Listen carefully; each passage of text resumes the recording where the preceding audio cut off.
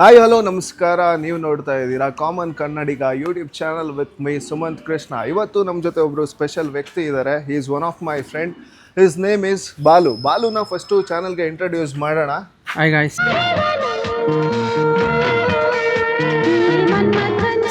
Hi, ಹೇಗಿದ್ದೀರಾ bro? ನಾನು ಚೆನ್ನಾಗಿದ್ದೀನಿ, ನೀವು ಹೇಗಿದ್ದೀರಾ? ನಾನು ಚೆನ್ನಾಗಿದ್ದೀನಿ. ಭಕ್ತಿ ಜಾಸ್ತಿ ಆಗಿದೆ ಅಂತ ಕಾಣಿಸ್ತಾ ಇದೆ. ಹೌದು ಬ್ರೋ, ದೇವಸ್ಥಾನಕ್ಕೆ ಹೋಗೋಣ ಅನ್ಕೊಂಡಿದ್ದೀನಿ. ಓ ಹೌದಾ? ದೇವ್ರನ್ನೆಲ್ಲ ನಂಬ್ತೀರಾ? ಹೌದು, ಅಫ್ಕೋರ್ಸ್. ನೀವು ನಂಬಲ್ವಾ? ನಂಬ್ತೀನಿ, ಒಂದು 50% ನಂಬ್ತೀನಿ ಗುರು. 50%? ಯಾಕೆ, ಏನಾಯ್ತು? ಏನಿಲ್ಲ ಬ್ರೋ, ಅನ್ಕೊಂಡಿದ್ದೆಲ್ಲ ಕೆಲವೊಂದ್ಸಲ ಆಗಲ್ಲ, ಆಗುತ್ತೆ ಅಂತ ಹೇಳಕ್ಕೂ ಆಗಲ್ಲ. ಅನ್ಕೊಂಡಿದ್ದಾಗಿಲ್ವಾ? ಯಾಕಾಗಲ್ಲ ಬ್ರೋ? ಅನ್ಕೊಂಡಿದ್ದಾಗೆ ಆಗುತ್ತೆ. ನನ್ಗೆ 16 ದಿನ ನಾನು ಏನು ಹೇಳಿದ್ರು ಕೇಳ್ತೀರಾ ನೀವು? 16 ದಿನ? ಹೌದು. ಮಕ್ಕರ್ ಮಾಡ್ಬೇಡಿ ಬ್ರೋ. ನಿಜ ಬ್ರೋ, 16 ದಿನ ನೀನು ಅವ್ನು ಟೈಮ್ ಕೊಡಿ, ನಾನು ಏನು ಹೇಳಿದ್ರು ಕೇಳಿ, ನಿಮಗೆ ಅನ್ಕೊಂಡಿದ್ದು 100% ಆಗೇ ಆಗುತ್ತೆ ಬ್ರೋ. ಗೈಸ್, ಇವ್ರು ಏನೋ ಸುಮ್ಮನೆ ಮಕ್ಕರ್ ಮಾಡ್ತಾ ಇದ್ದಾರೆ ಅಂತ ಫೀಲ್ ಆಗ್ತಾ ಇದೆ. But let's trust him. ಏನು ಮಾಡಬೇಕು ಹೇಳಿ ಬ್ರೋ? ಬನ್ನಿ ಬ್ರೋ, ನಾನು ಒಂದು ದೇವಸ್ಥಾನ ಕರ್ಕೊಂಡು ಹೋಗ್ತೀನಿ, ಮಿಕ್ಕಿದ್ನ ಅಲ್ಲೇ ಹೇಳ್ತೀನಿ. Come on, let's go. ಬನ್ನಿ ಸ್ನೇಹಿತರೆ, ಎಲ್ಲರೂ ಹೋಗೋಣ.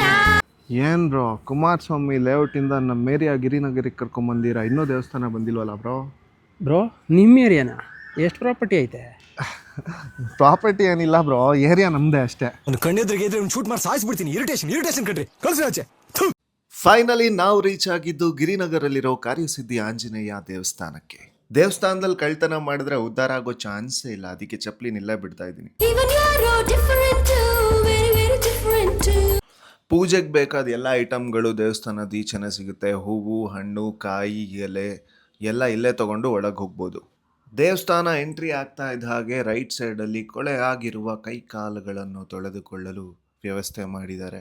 ಹಾಗೆ ನಿಮ್ಮ ವಸ್ತುಗಳಿಗೆ ನೀವೇ ಜವಾಬ್ದಾರರು, ನೀರನ್ನು ಮಿತವಾಗಿ ಬಳಸಿ ಅಂತ ಹಾಕಿದ್ದಾರೆ. ಎಂಟ್ರಿ ಆಗ್ತಿದ್ದಾಗೆ ಮೇನ್ ಹೈಲೈಟೇ ಇದು. ನೋಡೋಕೆ ಅದ್ಭುತವಾಗಿರುವಂತಹ ಈ ಆಂಜನೇಯನ ವಿಗ್ರಹ 40 ಅಡಿ ಇದೆ.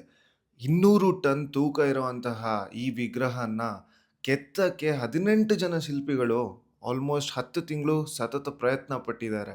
ಈ ಕಡೆ ಬಂದರೆ ನಮಗೆ ಬುಕ್ಸು ಅಥವಾ ಈಗ ಹಣ್ಣು ಕಾಯಿ ಎಲ್ಲ ಸಿಗುತ್ತೆ. ಇಲ್ಲಿ ತೀರ್ಥ ಪ್ರಸಾದವನ್ನು ಕೊಡ್ತಾರೆ. ಆ ಕಡೆ ನಮಗೆ ಪೇಟ್ ಪ್ರಸಾದ ಬೇಕಾದರೂ ಇದೆ. ಇದೇ ಎಂಟ್ರಿ ನಾನು ಹೇಳಿದ್ದು. ದಯವಿಟ್ಟು ಗಮನ ಇಟ್ಟು ಕೇಳಿ. ಈಗ ಇಂಪಾರ್ಟೆಂಟ್ ಇನ್ಫಾರ್ಮೇಷನ್ ಹೇಳ್ತೀನಿ. 16 ದಿನಗಳ ಕಾಲ ಏನು ಮಾಡಬೇಕು? ಎಸ್, ಕಾಯಿ ಕಟ್ಟಬೇಕು. ದೇವಸ್ಥಾನದಲ್ಲೇ 150 ರೂಪಾಯಿ ಕೊಟ್ಟರೆ ಒಂದು ಕಾಯಿ ಸಿಗುತ್ತೆ. ಆ ಕಾಯಿ ಮೇಲೆ ನಮಗೆ ಆಲ್ಫಾಬೆಟ್ ಮತ್ತು ನಂಬರ್ಸ್ ಬರೆದಿರ್ತಾರೆ.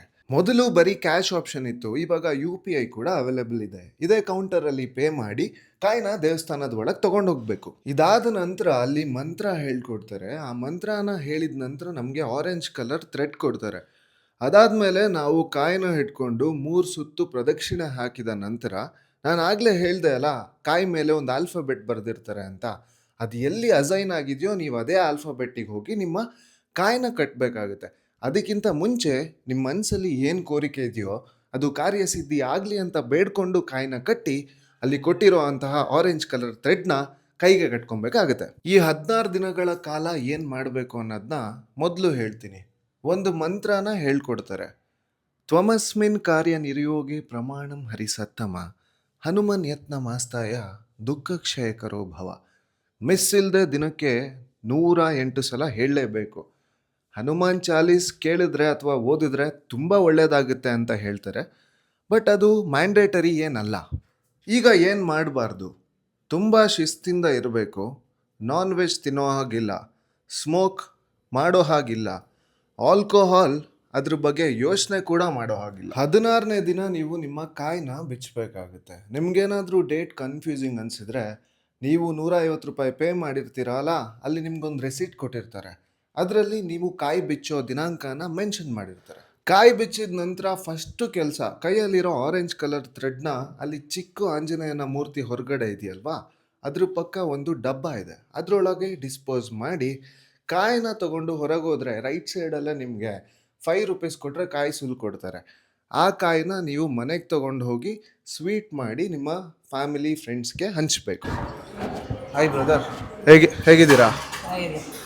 ಚೆನ್ನಾಗಿದೆ. ಯಾವಾಗ ಓಪನ್ ಆಗಿದ್ದು? ತುಂಬ ಟೈಮ್ ಆಯಿತು, ಕನ್ಸ್ಟ್ರಕ್ಷನ್ ನಡೀತಾ ಇತ್ತು. 1.5 ಇಯರ್ ಬ್ಯಾಕು. ಕೆಫೆ ಓಪನ್ ಆಗಿದ್ದು ಯಾವಾಗ ಅಂತಲೇ ಗೊತ್ತಿಲ್ಲ ನಮಗೆ. 2 ಮಂತ್ಸ್ ಆಯಿತು. 2 ಮಂತ್ಸ್ ಆ್ಯಂಡ್ 10 ಡೇಸ್ ಆಯಿತು. ಹೇಗೆ ಸರ್ವಿಸ್ ಇಲ್ಲಿ? ಊಟ ತಿಂಡಿ ಮಾತ್ರನಾ ಅಥವಾ ಊಟ ಅಂತ ಏನಿಲ್ಲ, ಬರೀ ಟಿಫನ್ ಅಷ್ಟೇ. ಮಧ್ಯಾಹ್ನ ಸ್ಯಾಟರ್ಡೆ ಸಂಡೇ 12:30 to 1:30 ಮಧ್ಯಾಹ್ನ ಮಿನಿ ಮೀಲ್ಸ್ ಇರುತ್ತೆ. ಚೆನ್ನಾಗಿದೆ, ರೆಸ್ಪಾನ್ಸ್ ಎಲ್ಲ ಚೆನ್ನಾಗಿದೆ. ಓಕೆ, ಪ್ರೈಸಸ್ಸು ಆಫರ್ಡಬಲ್ ಇದೆಯಾ ಹೇಗೆ? ಇದೆ, ಅಫೋರ್ಡಬಲ್ ಪ್ರೈಸ್ಗೆ ಇದೆ ಎಲ್ಲ, ತೊಗೋಬೋದಲ್ಲ. ಬಟ್ ಎಲ್ಲ ದೂರದಿಂದ ಹಸ್ಕೊಂಡು ಬಂದಿರ್ತಾರಲ್ಲ, ಸೊ ಅವರಿಗೆಲ್ಲ ಸ್ವಲ್ಪ ಒಂದು ಬೆನಿಫಿಟ್ ಆಗಿ ಮಾಡಿದ್ದಾರೆ. ತುಂಬ ಜನ ಹೇಳಿದ್ದಾರೆ, ಬಂದಿರೋರೆಲ್ಲ ಚೆನ್ನಾಗಿದೆ, ಒಳ್ಳೇದಾಯ್ತು ಇಲ್ಲಿ ಮಾಡಿದ್ದು.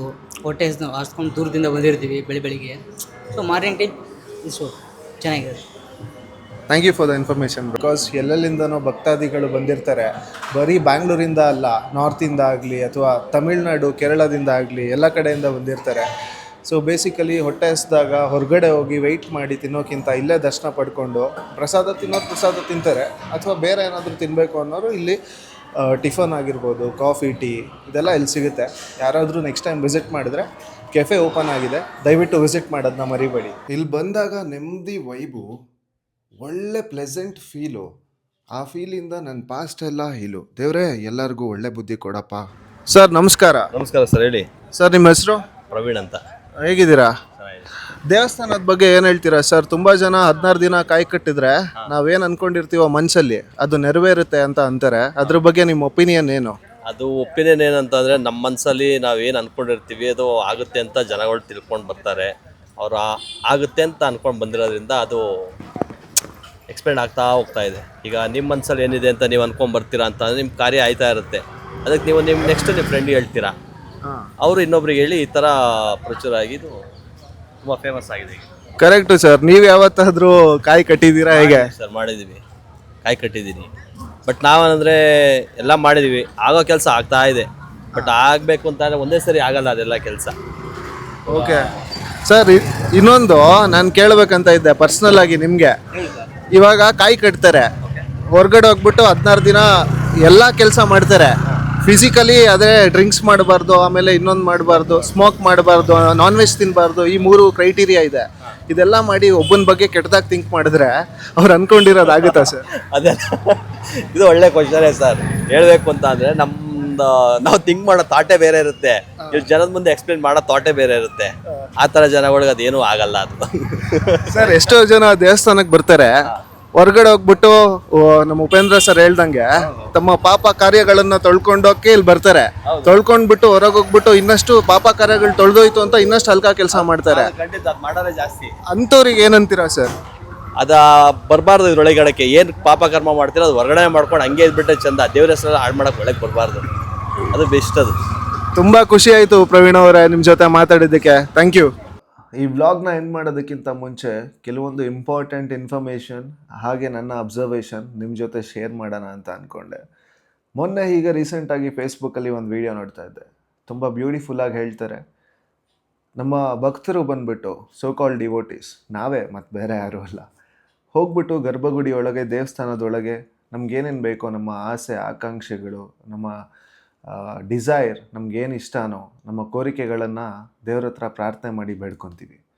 ಆಚೆ ಬಂದರೆ ಸಾಲಾಗಿ ಕೂತಿರೋವಂತಹ ಭಿಕ್ಷುಕರು ನಮ್ಮ ಹತ್ರ ಬೇಡ್ತಾರೆ.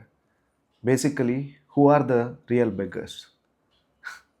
ತುಂಬ ಬ್ಯೂಟಿಫುಲ್ ಥಾಟ್ ಅಂತ ಅನಿಸ್ತು. ಸೆಕೆಂಡ್ ಥಿಂಗ್ ಗೈಸ್, ನಾವು ಒಬ್ಬರ ಬಗ್ಗೆ ತಪ್ಪಾಗಿ ಯೋಚನೆ ಮಾಡೋದು ಕೂಡ ಬ್ಯಾಡ್ ಕರ್ಮ. ಬೇಸಿಕಲಿ ಕಾಯಿ ಕಟ್ಟಿದಾಗ ಫಿಸಿಕಲಿ ಮಾತ್ರ ಕ್ಲೀನ್ ಆಗಿರೋದಲ್ಲ, ಮೆಂಟಲಿ ಕೂಡ ಕ್ಲೀನ್ ಆಗಿರಬೇಕು. ಈ ಥಾಟ್ ಪ್ರೋಸೆಸ್ ಎಲ್ಲರಿಗೂ ಇರಲಿ. And one more important thing, ನನ್ನ ಫ್ರೆಂಡಿಗೆ ಕೇಳ್ತಾ ಇದ್ದೆ, ನೋಡು ಮಗ ಕಾಯಿ ಕಟ್ಟಿದ್ದೀವಿ, ಇವಾಗ ನಾನೀಗ ಮನೇಲೇ ಕೂತ್ರೆ ಆಗುತ್ತಾ ಅಂತ.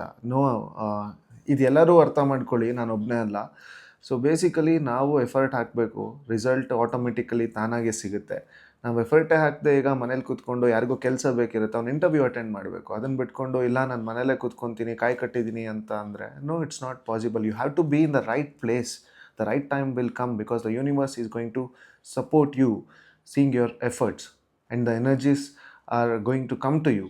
So basically believe in those energies and ಎಲ್ರಿಗೂ ಒಳ್ಳೆಯದಾಗಲಿ. Thank you so much for watching this vlog. Love you all. See you in the next vlog. Signing off. Take care. Bye.